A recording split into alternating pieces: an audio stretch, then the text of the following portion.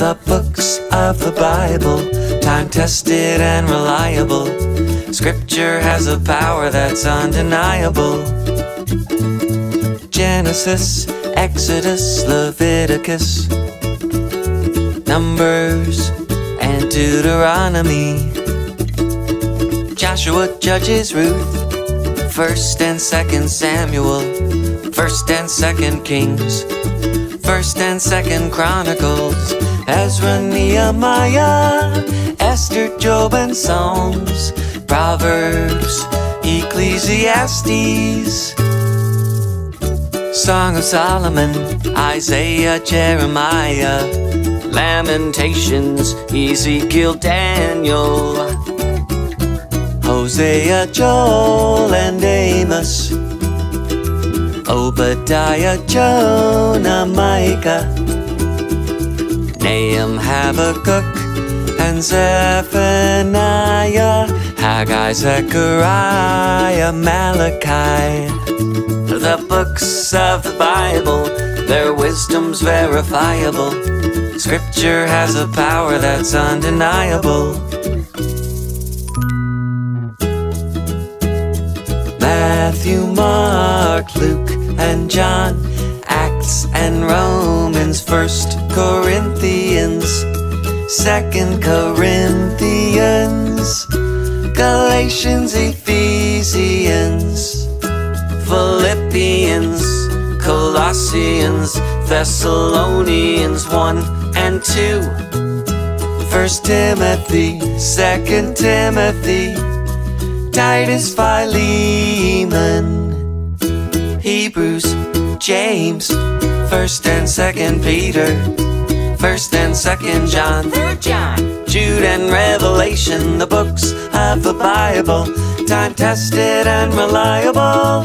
Now you know all 66 books of the Bible.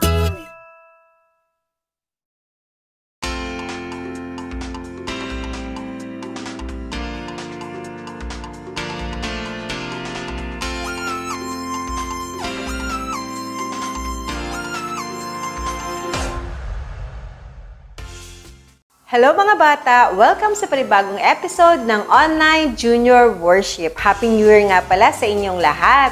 At naway nasa mabuti kayong kalagayan sa mga oras na ito na magkakasama tayo. Pero kung sakali man na medyo may ubo kayo at saka sipon dahil nga maraming nagkakaroon ng ubo sipon ngayon, alam ko naman na ang Panginoon ang siyang magpapagaling sa inyo. So, sa pagpapatuloy natin, tayo muna yumuko at tayo manalangin.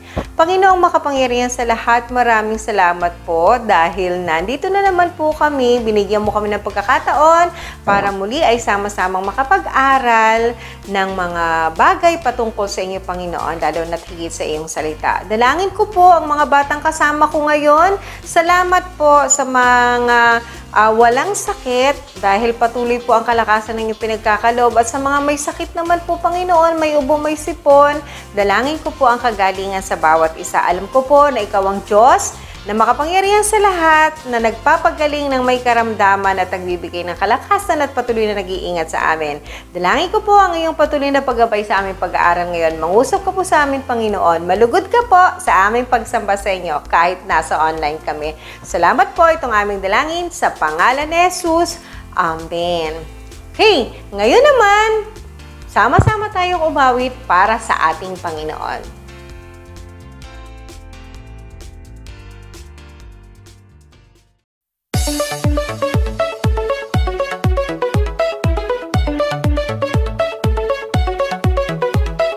God made me, He made everything. God loves me, He can do anything. If I run over here, if I run over there, God is everywhere, and He loves me. When I look up, up, up, I know He's real. When I look down, down, down, I believe what I found. When I look in God's Word and I search for Him, He rewards me, 'cause He loves me. God made me, He made everything. God loves me, He can do anything. If If I run over here, if I run over there, God is everywhere, and He loves me. When I look up, up, up, I know He's real. When I look down, down, down, I believe what I found. When I look in God's Word and I search for Him, He rewards me, 'cause He loves me. When I look up, up, up, I know He's real. When I look down, down, down, I believe what I found. When I look in God's Word and I search for Him, He rewards me, 'cause He loves me, 'cause He loves me, 'cause He loves me.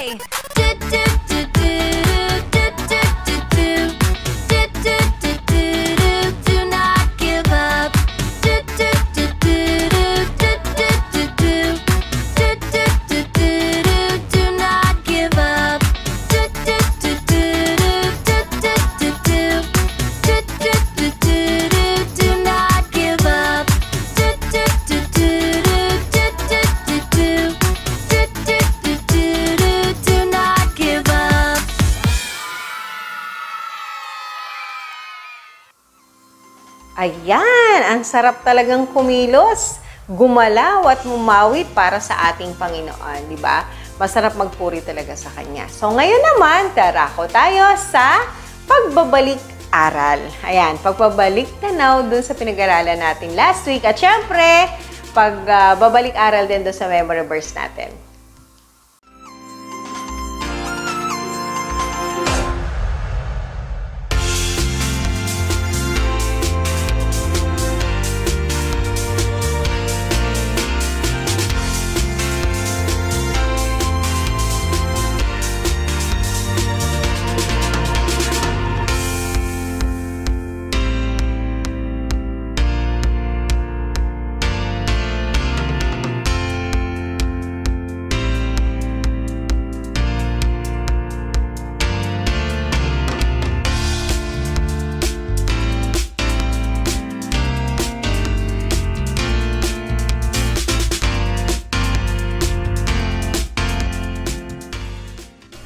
Ang memory verse natin ngayon ay matatagpuan sa Kawikaan 3 verse 5.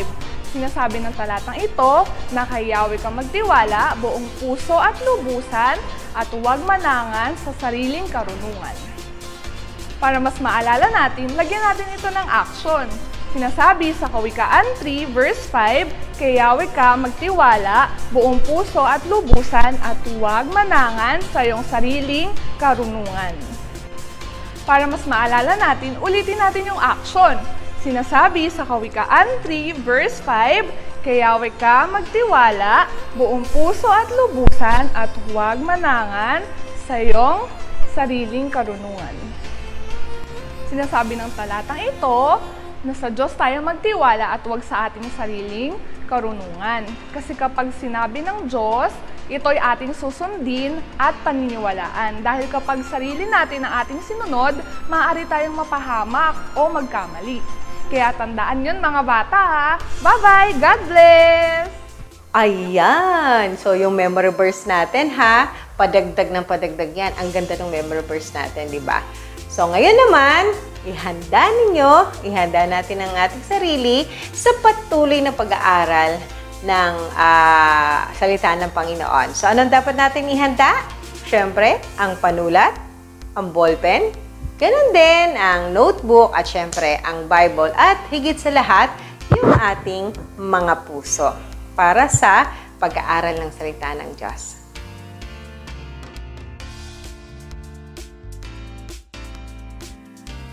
Ayan. Puro ko ayan, nasanay na ako. Anyway, last week, pinag-aralan natin ang tungkol kay Moises. Si Moises ang pinili ng Panginoon upang manguna sa mga taga-Israelita para sila mapalaya sa pagkaalipin mula sa mga taga-Ehipto or Ehipsyo. Kayo naman ay makikilala natin kung sino yung assistant niya. May idea ba kayo kung sino? Yung assistant na lagi niyang katulong at siyang pumalit din naman sa kanya. Sige, kilalanin natin siya. Panoorin natin ang ating video.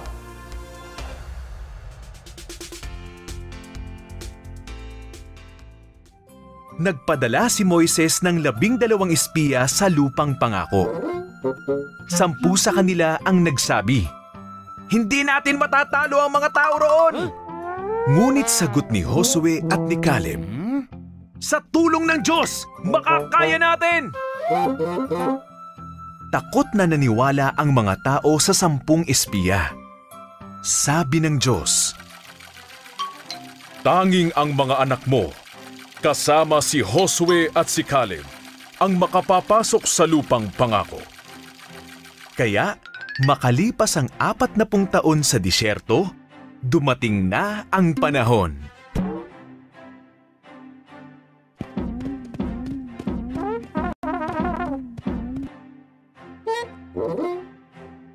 Nagpadala si Josue ng 2 espiya sa Jericho. Nakilala nila ang babaeng si Rahab, na itinago sila at tumulong sa kanilang makatakas pababa sa pader. Nangako silang ililigtas siya at ang kanyang pamilya. Tumawid sa Ilog Jordan ang mga Israelita. Naunang dumaan ang mga pari, buhat ang arko ng tipan. Nang tumungtong ang mga paa nila sa ilog, tumigil ang pagdaloy ng tubig. Lahat ay nakatawid sa tuyong daan. Sumunod ang Jericho. Sinabi ng Panginoon kay Josue, "Sa loob ng 6 na araw, magmarcha kayo ng 1 beses sa paligid ng Jericho. At sa 7 araw, magmarcha kayo sa paligid nito ng 7 beses. Hipan ninyo ang mga trumpeta. Sumigaw kayo. Babagsak ang mga pader nito."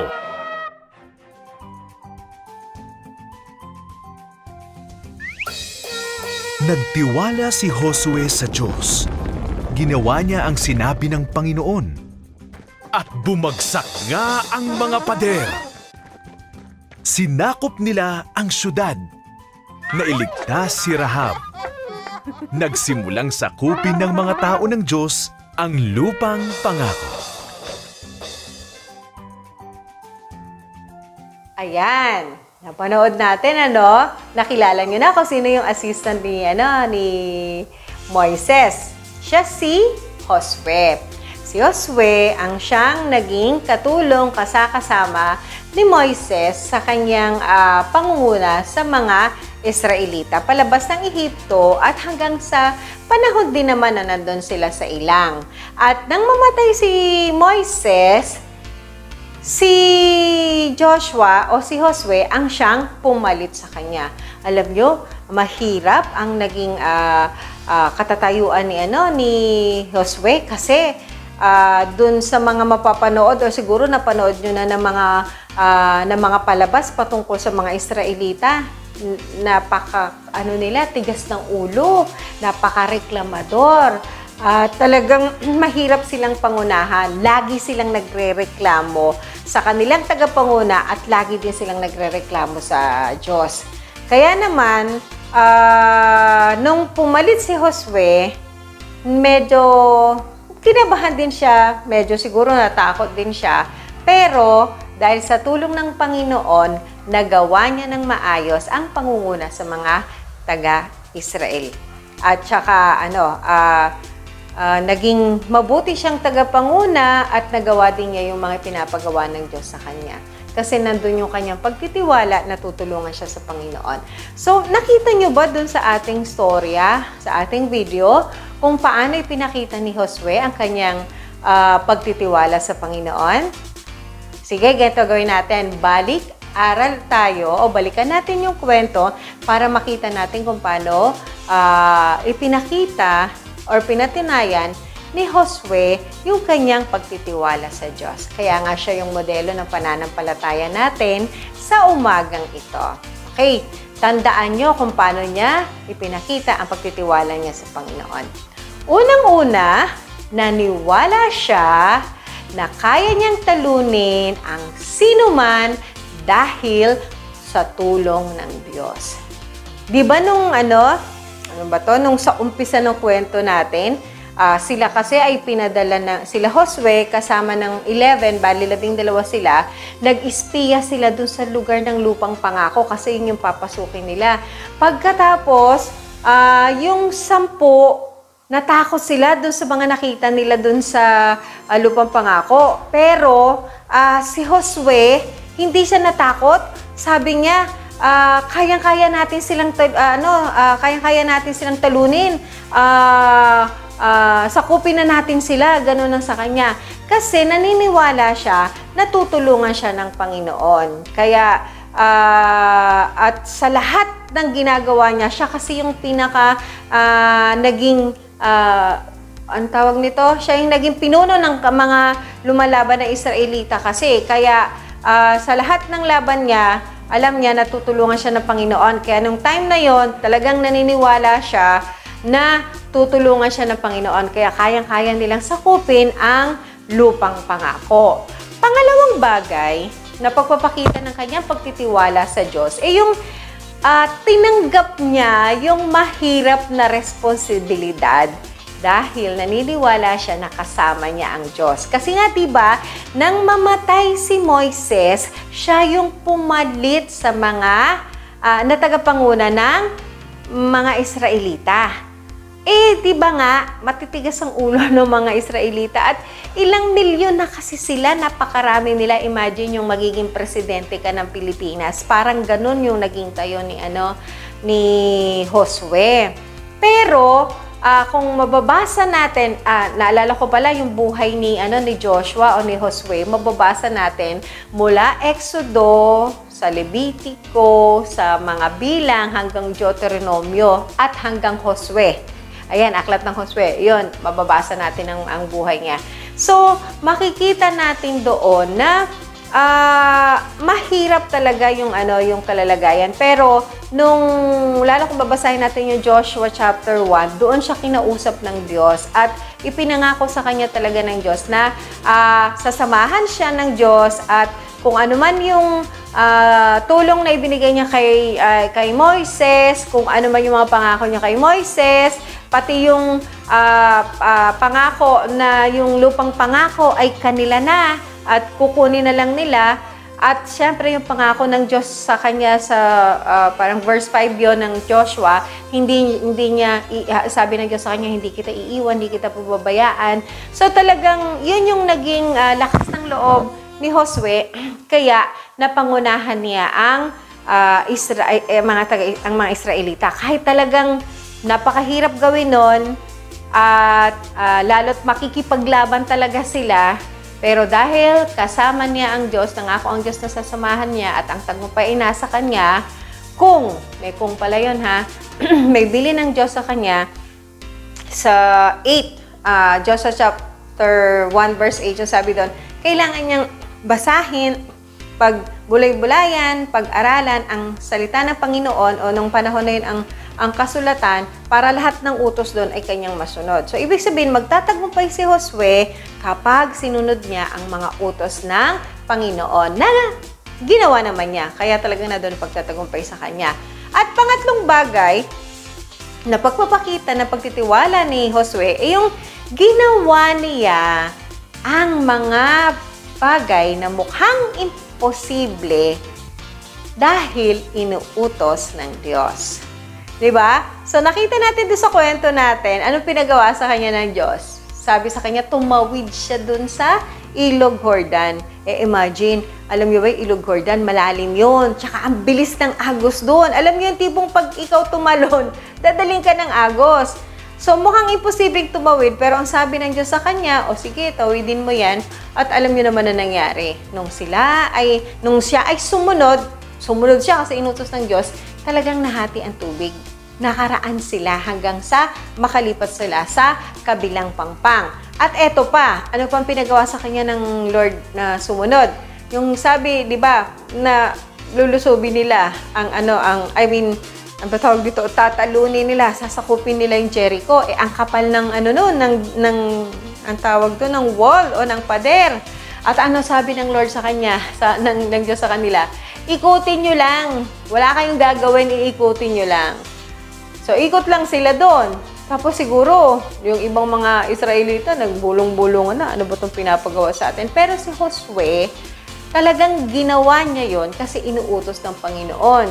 At ang utos sa kanya, di ba, nung ikapitong araw, 7 beses nilang iikutan. At sa huli, sisigaw lang sila ng malakas, di ba, ng malakas. Pero ang maganda nga nun, dahil ginawa niya, kahit mukhang imposible, dahil inuutos ng Panginoon, talaga naman, bumagsak yung pader ng Jericho.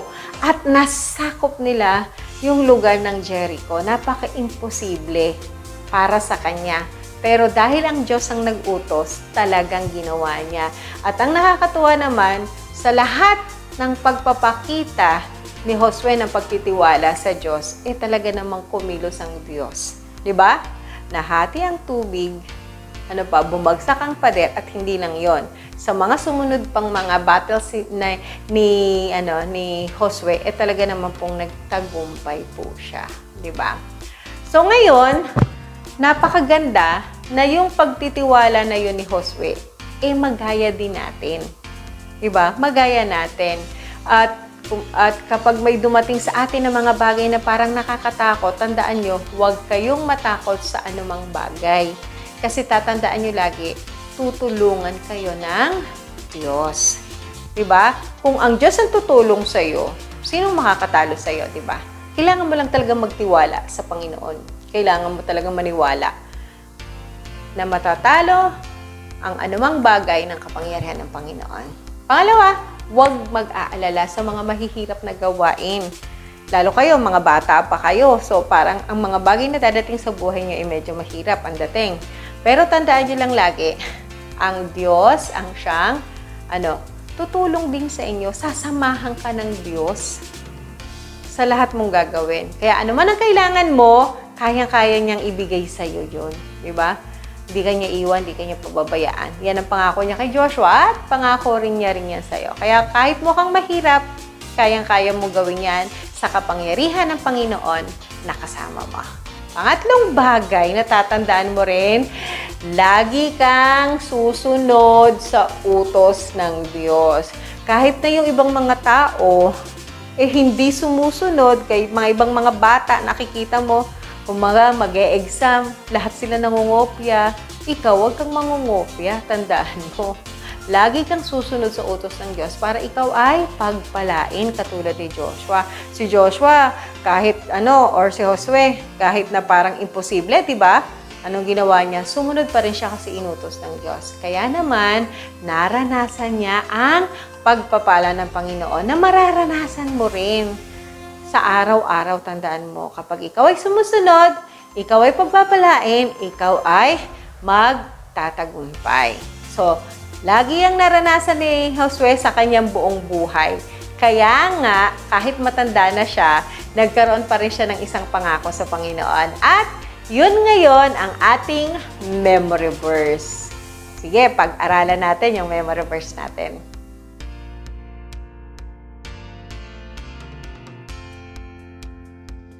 Hello mga bata! Ang memory verse natin ay matatagpuan sa Josue chapter 24 verse 15. Ngunit para sa akin at sa aking sambahayan, kay Yahweh kami maglilingkod. Para mas madali nating ma-memorize, ulitin natin ng 5 beses. Sabayan niyo ako ha. Josue chapter 24 verse 15. Ngunit para sa akin at sa aking sambahayan, kay Yahweh kami maglilingkod. Josue chapter 24 verse 15. Ngunit para sa akin at sa aking sambahayan, kay Yahweh kami maglilingkod. Josue chapter 24 verse 15. Ngunit para sa akin at sa aking sambahayan, kay Yahweh kami maglilingkod. Josue chapter 24 verse 15. Ngunit para sa akin at sa aking sambahayan, kay Yahweh kami maglilingkod. Josue chapter 24 verse 15. Ngunit para sa akin at sa aking sambahayan, kay Yahweh kami maglilingkod. Lagi niyong tatandaan, kung gusto niyo ng buhay na pinagpala tulad ng kay Josue, laging sumunod tayo sa Diyos at maglingkod sa abot ng ating makakaya. Huwag niyong kakalimutan ng ating memory verse ngayong linggo ha. Hanggang susunod uli. Paalam mga bata. God bless! Ayan ha. Laging, sabi dun sa memory verse natin, di ba? Yung sabi ni Josue, ako at ang sambahayan ko sa Diyos pa rin susunod or sasamba, di ba? As for me and my, maglilingkod. As for me, sa English, as for me and my house, we will serve the Lord. Alam mo, kung lagi kang magtitiwala at susunod sa Panginoon, mararanasan mo ang kanyang pagpapala. Alam mo, sitwasyon natin ngayon, medyo, hindi nga medyo mahirap sa marami mahirap. Kasi 'di ba, ang daming naging problema ng panahon ng pandemic na ito ng COVID. Pero sa mga taong sumusunod at nagtitiwala sa Panginoon, nandoon yung kanyang pagpapala at pag-iingat. Siguro naman yun din ang naranasan mo. Nagutom ka ba sa loob ng halos 2 years na to? Siguro kung nagkasakit ka man, gumaling ka din kasi nandito ka ngayon kasama ko, di ba? So, talagang ang Panginoon ay nagpapala sa mga taong sumusunod sa Kanya. Kaya sige, mag-pray tayo at magpasalamat sa Panginoon. Lord, maraming salamat po. Maraming salamat po kasi Ikaw ang Diyos na lagi pong tumutulong sa amin. Ikaw ang Diyos na laging nag-iingat sa amin. Ikaw ang Diyos na laging nagpapalat, nagkakaloob ng lahat ng aming pangangailangan. Lord, sorry po, patawarin mo po kami kapag kayong talagang may mga bagay na nakakagawa po kami ng pagkakamali. Salamat po dahil Ikaw din naman po ang nangako na sa mga hihingi po ng tawad sa mga nagawang pagkakamali, Ikaw po ay nagpapatawad. Lord, salamat po sa iyong pagpapala, pag-iingat sa amin sa panahon ng pandemyang ito. Kahit nakakaranas man kami ng ubo, ng sipon, pero hindi po kami nakaranas ng mabigat na karamdaman kasi Ikaw ang nag-iingat sa amin. At katulad ni Joshua, Panginoon, na nagtiwala sa iyo at sumunod, alam ko po, Panginoon, na ang mga batang ito, Panginoon, na kasama ko ngayon, maging ang mga magulang, na maaring kasama din namin ngayon. Kami, Panginoon, na nagtitiwala sumusunod sa iyo ay iyong pagpapalain. Purihin ka, Panginoon. Ito po ang aming dalangin sa pangalan ni Jesus.